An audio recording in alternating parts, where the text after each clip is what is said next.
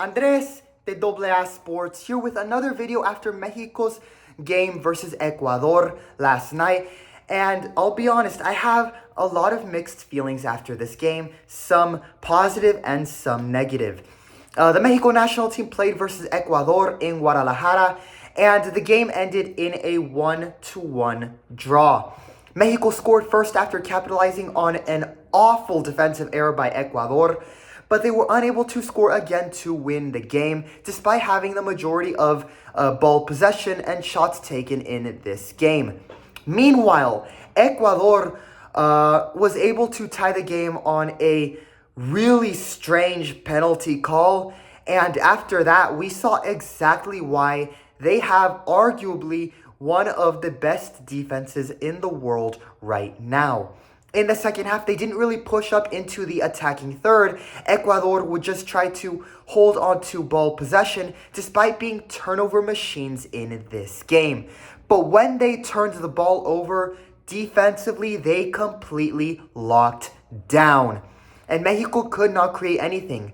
I think Mexico struggling to create plays was both because Ecuador was that good defensively, but also because Mexico failed to do better themselves in creating plays. And with Mexico looking like the better team during the first half and having the majority of possession and shots in this game, it left fans in Estadio Akron feeling disappointed with the team's performance. The fans in Guadalajara were booing some of the players that have played for teams that rival Chivas and Atlas, the two local clubs in the city. They were booing the players they didn't like in the game. And come the final whistle, the fans booed the entire team for the 1-1 draw and not being able to win this game. I think some of the boos and frustration was and is justified. And some of it is a little too harsh. With that, in this video, I will give my performance grades for Mexico and my opinion on who did and did not deserve to get booed during and after this game. Final score, the Mexico national team tied Ecuador in a 1-1 result in Guadalajara. With that, here are Mexico's performance grades for this game. Goalkeeper, B. Tala Rangel made 2 saves and had a couple of good interventions. He did have one shaky moment very early where he almost failed to kick the ball out of the box and nearly risked conceding an ugly goal. Fortunately, that didn't happen. However, according to the eyes of the referees, he did somehow commit a penalty on Ener Valencia in the 16th minute. I thought it was a bad call. Rangel came out of the net well, but when Valencia was trying to dribble the ball into the box, he made a mistake and he forgot the ball. It went behind him as Rangel was beginning to slide to try and intercept the ball. It was very clear that Tala Rangel was trying to play the ball, but I guess for some reason VAR and the referees decided it was somehow a penalty simply because Rangel didn't touch the ball because Valencia forgot the ball on the play. It was not Tala Rangel's fault. It was a bad call. I don't know what the referees wanted Rangel to do. Did they want him to somehow see 2 seconds into the future to see if Ener Valencia would end up losing the ball himself? Did they want him to not come out of the net like a good goalkeeper in that scenario and just stand like a statue? I don't know. Overall, Tala was not at fault for the draw result. I thought he finally had, for the most part, a good game, and that Tala, at least for now, has saved his spot as being part of the team. We'll see in the long term. This is just one game, and if he has another awful performance like he did versus Switzerland, he might still very well lose his spot on the team.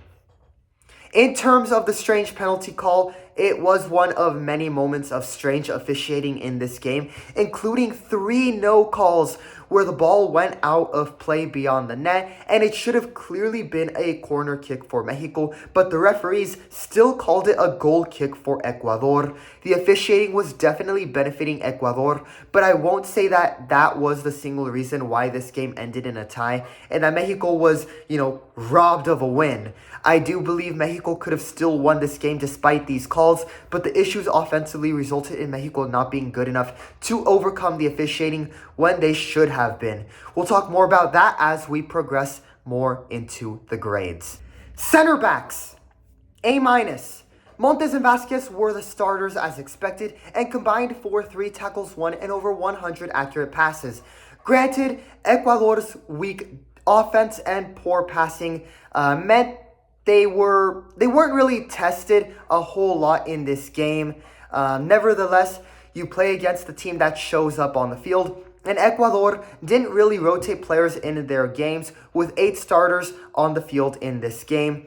With that, Montes and Vasquez had a good performance where they made sure Ecuador would not only create few chances like they usually do, but struggle to even enter their attacking third on Mexico's side of the field. Fullbacks, A-. After Jorge Sanchez's awful second half performance versus Colombia, it was Israel Reyes who was the starting right back in this game, while Mateo Chavez was the starting left back. Israel Reyes played the full game and had 3 tackles won with 37 accurate passes. He was miles better than Jorge Sanchez, and Israel had a performance that should make Aguirre forget about the idea of not only starting Jorge Sanchez, but having him on the team. Reyes and Julian Araujo should be the 2 right backs going forward. As for Mateo Chavez, I've seen more than enough from him to say right now, to emphasize right now, that he should be the starting left back now, and in 2026 and going forward. He was great defensively with 2 tackles won along with 2 or 3 good clearances, and was much more active offensively than Jesus Gallardo ever has been. He had 2 shots that looked to be on target, but were blocked by Ecuador's defenders. When was the last time we've seen Gallardo have such a strong performance? Mateo should be the starter now, and Gallardo should only be his substitute on the team. Midfielders, D+. Surprisingly, Marcel Ruiz did not start this game. Eric Lira, Chiquito Sanchez, and Luis Romo were the starting midfielders in this game. They capitalized on getting the ball back in Mexico's possession every time Ecuador turned the ball over. But when it came to pushing up into the attacking third with the ball, they could not create a good play to save their hopes of being part of this team in 2026. Literally. The lack of creativity from the starting midfield was so bad that in this 4-3-3 formation with 2 strikers in Quiñones and Berterame, Quiñones was the striker that was having to constantly fall back to get the ball from the midfield and create plays. I'll show you guys here with the drawing of the lineup, but Quiñones was having to constantly fall back to the center of the field. Because of the midfield's lack of creativity, this basically made the 4-3-3 formation on paper, look like this, but in reality, it played like this. When you had this weird triangle formation with Quiñones, instead of playing as a second 9 up top, having to play more of that attack as that attacking midfielder, and Mateo Chavez had to end up being the one to pushed up as a winger a lot more than he should have been. Granted, while we have seen Raul at times drop back to receive passes, to see Quiñones have to do this throughout the entire game every time Mexico had the ball, while it was working in the first half, this is simply not sustainable. And we saw in the second half how this style of play, with few plays generated by the actual midfielders, began to work less and less. In terms of who was the best midfielder in this game, I would say Chiquito Sanchez. While he didn't really create a whole lot of plays, he did well holding onto ball possession and was the most accurate in the passing game. He also recovered the ball on that ugly turnover by Ecuador and provided the assist for Mexico's goal in this game. You could see in the second half that Chiquito was getting very frustrated. He was getting fouled a lot in that second half. And with it, his performance in the second half was not as good as it was in the first. This eventually led to the foul he committed and the fight, that shoving match in the 70th minute, where he also received a yellow card out of frustration and really began to argue back with the referee. Sanchez was substituted off for Alexis Gutierrez shortly after, which I think was the correct decision, as it was not worth risking him losing his head and getting a red card. As for Romo, he was easily the worst midfielder on the field and probably the worst player in the game for Mexico. He was at fault for the poor pass back to, well, I don't know who it was supposed to be for, Vasquez or Rangel, I imagine, but it was an awful pass to nowhere, which resulted in a turnover that led to the penalty. That penalty for Ecuador would not have happened if Romo didn't make a dumb pass to nobody at that moment. Once again, I've said it once, I'll say it again. A Chivas player proving exactly why nobody from that team should be called up for La Selección for the rest of the cycle and until they show major improvements in their club form.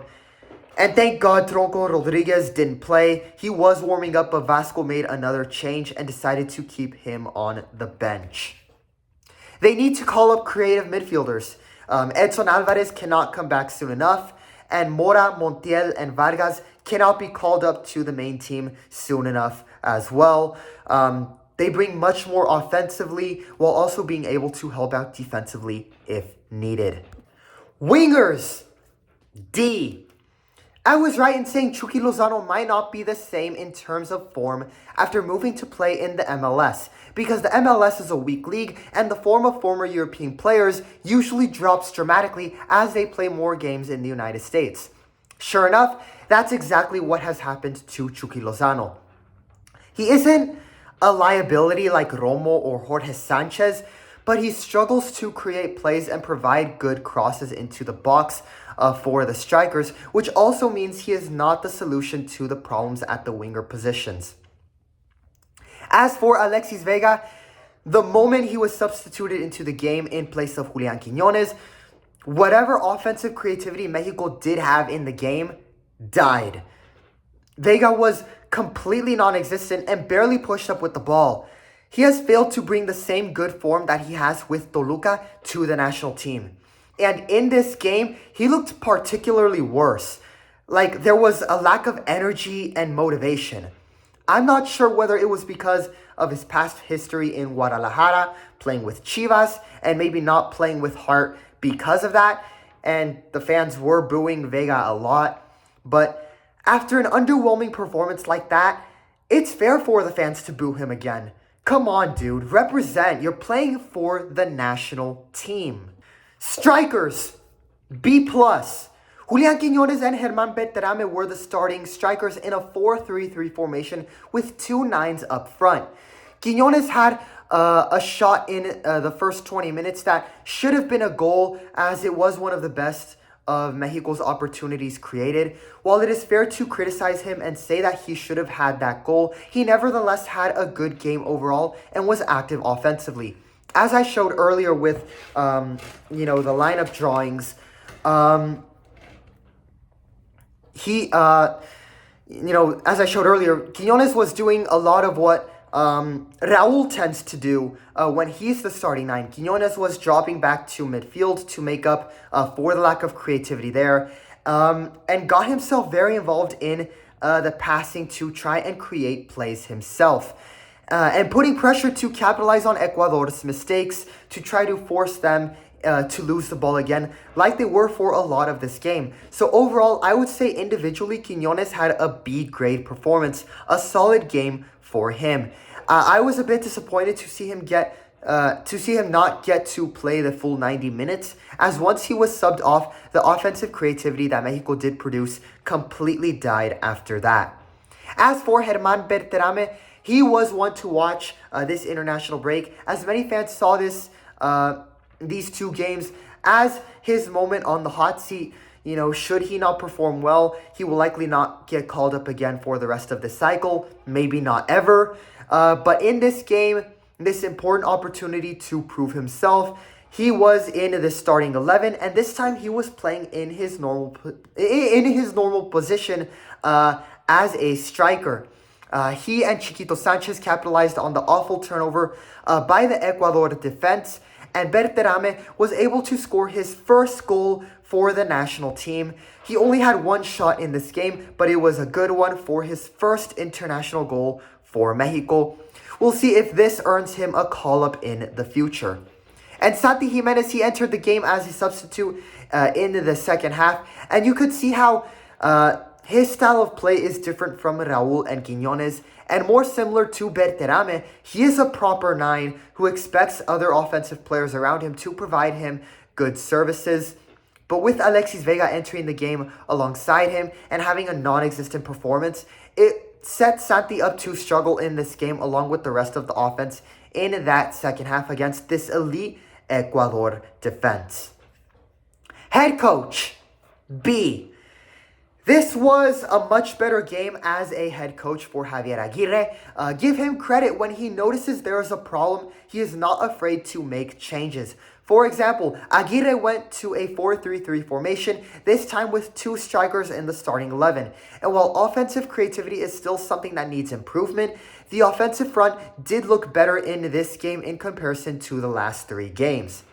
After Jorge Sanchez's disastrous performance versus Colombia, Israel Reyes was the starting right back, and he had a performance that should make him forget about the idea of playing Jorge Sanchez. He took responsibility. Aguirre took responsibility for the loss versus Colombia and promised changes. And we definitely saw that in the starting 11 for this game. He was also nearly about to put in Tronco Rodriguez, but ended up changing his mind and left Tronco on the bench when he realized Ecuador's defense was getting better as the game progressed. Thank God, and may Aguirre not only stop giving him playing time, but stop calling him up to the team completely. However, this doesn't mean Aguirre made all the correct decisions. I think starting Luis Romo over Marcel Ruiz was a terrible decision, and that Ruiz should have played alongside Chiquito and Lira. His decision to replace Quiñones with Vega killed the offensive front's momentum, and it would have been better to have Quiñones and Santi play together for the rest of the second half. Look for Aguirre to continue to try and solve the lack of creativity in the winger positions and potentially call up new wingers in November along with better midfielders like Mora and Vargas. Final score, 1-1, 1-1 in Guadalajara. Mexico ties Ecuador just like they did in the Copa America. And for an overall team grade, I will give Mexico a B grade performance for this game. Yes, there was definitely more to be desired, particularly on offense and from some individual players. These aspects, I will say, are deserving of the boos from the crowd. However, this was definitely a much better performance as a team in comparison to the game versus Colombia. And we have a lot of positives in the fullbacks with Reyes and Chavez, Aguirre being willing to adapt, and congratulations to Berterame for scoring his first goal for Mexico. This is something fans should be happy about. As for an overall grade for October, I will give the Mexico national team a B-. I know some people will be very harsh in their criticism of the team for these results, and some of the criticism is fair, but we should not go too far in criticizing this team. The criticism from fans and the sports media, especially in Mexico, should not be to where it's like, si ganas, te critican, si empatas, te critican más, y si pierdes, te crucifican. Remember, this team was missing key players like Raúl, Edson, Mora, and Montiel, either due to injury or because they were playing in the U20 World Cup. This version of the team that we saw in these October games will not be the version we see in the World Cup or even next month in November. And I think this result versus Ecuador in particular was very positive, especially to look like the better team against them. Also remember that Ecuador conceded only 5 goals during CONMEBOL World Cup qualifiers. So for Mexico to capitalize on the turnovers and be close to scoring like they were, with the better players, like Raul and Mora, this could have probably been a 3-1 win. That is why my grade for Mexico in October is a B-. I think this game versus Ecuador showed Mexico is capable of competing and getting good results against elite level teams. However, I also agree that the game versus Colombia showed that they are not able to compete and get good results against these teams consistently. And that Mexico has improvements to make in order to consistently be able to play at their level. That is why I hope to see which I hope to see which U20 players get called up going forward, as I do think some of these players, especially in the midfield, can make Mexico more competitive and close that gap more. So overall, B- grade for Mexico in October, and now on to their next games in November. Andres from AA Sports, leave your opinions on the game in the comments. That will be all for this video. We are almost at 200 subscribers. So for those who are new to the channel, don't forget to leave a like and subscribe. That way you stay updated on all the Mexico national team news that I post on this channel. With that, thanks for watching and listening. Viva Mexico!